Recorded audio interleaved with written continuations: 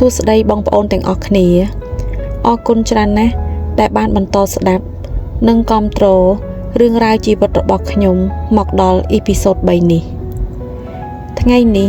ខ្ញុំចង់ចែករំលែកអំពី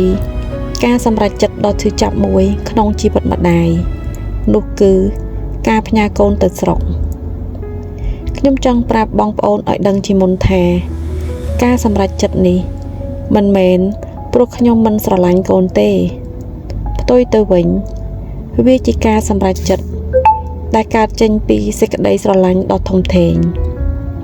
ខ្ញុំគ្រាន់តែចង់ឲ្យកូនមានអនាគតល្អជាងនេះមានអ្នកមើលថែមានក្តីស្រឡាញ់និងការលូតលាស់ល្អថ្ងៃដែលខ្ញុំយកកូនទៅស្រុកជាថ្ងៃដែលបេះដូងខ្ញុំឈឺចាប់ខ្លាំងណាស់ខ្ញុំបើកឡានបណ្ដាគិតបណ្ដាហើយសួរខ្លួនឯងជារឿយៗថាតើពេលណាទើបគ្រួសារយើងអាចរស់នៅជួបជុំគ្នាវិញយ៉ាងកក់ក្ដៅតើពេលណាបញ្ហាទាំងអស់នេះនឹងលែងមាននៅក្នុងជីវិតខ្ញុំពេលទៅដល់ស្រុកឃើញពុកឃើញម៉ែទទួលកូនប្រុសពៅរបស់ខ្ញុំដោយក្តីនឹករលឹកនិងចង់មើលថែនៅវិនាទីនោះខ្ញុំធូរចិត្តបន្តិចយ៉ាងហោចណាស់ខ្ញុំដឹងថាកូនខ្ញុំនឹងមិនខ្វះក្តីស្រឡាញ់តែអារម្មណ៍នោះមិនបាននៅយូរទេពេលខ្ញុំបើកឡានត្រឡប់មកផ្ទះវិញនៅក្នុងឡានមានតែខ្ញុំនិងកូនប្រុសច្បង2នាក់ស្ងាត់ណាស់គ្មានសំឡេងកូនប្រឡែងគ្នាដូចមុនទៀតធ្លាប់តែទៅណាទៅ3នាក់ម៉ែកូន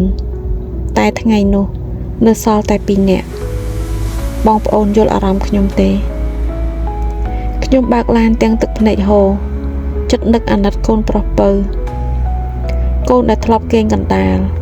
យប់ឡើងម្ដាយគេងអោបព្រឹកឡើងម្ដាយជូនទៅសាលាយប់នោះខ្ញុំគេងមិនលក់បេះដូងឈឺចាប់តែទឹកភ្នែកត្រូវលាក់ព្រោះខ្ញុំដឹងថាខ្ញុំមិនអាចបោះបង់បានទេខ្ញុំត្រូវតែខ្លាំងដើម្បីកូនតែបងប្អូនដឹងទេបន្ទាប់ពីផ្ញើកូនទៅស្រុកជីវិតខ្ញុំបានជួបរឿងមួយដែលខ្ញុំមិនធ្លាប់គិតថាវានឹងកាត់ឡើងលើខ្ញុំសោះគឺបញ្ហាសេដ្ឋកិច្ចក៏បានមកដល់ខ្ញុំមិនត្រឹមតែខ្វះលុយបង់ថ្លៃសាលាកូនទេសូម្បីតែលុយបង់ថ្លៃផ្ទះក៏មិនមានដែរសូមខមមិនប្រាប់ខ្ញុំផងដើម្បីឲ្យយើងលើកទឹកចិត្តគ្នាហើយកុំភ្លេច Subscribe ដើម្បីបន្តស្ដាប់អ៊ីពីសូត4ដែលជារឿងរ៉ាវបន្តពីការផ្លាស់ប្ដូរធំមួយក្នុងជីវិតខ្ញុំអរគុណបងប្អូនទាំងអស់គ្នាដែលស្ដាប់ខ្ញុំដោយបេះដូង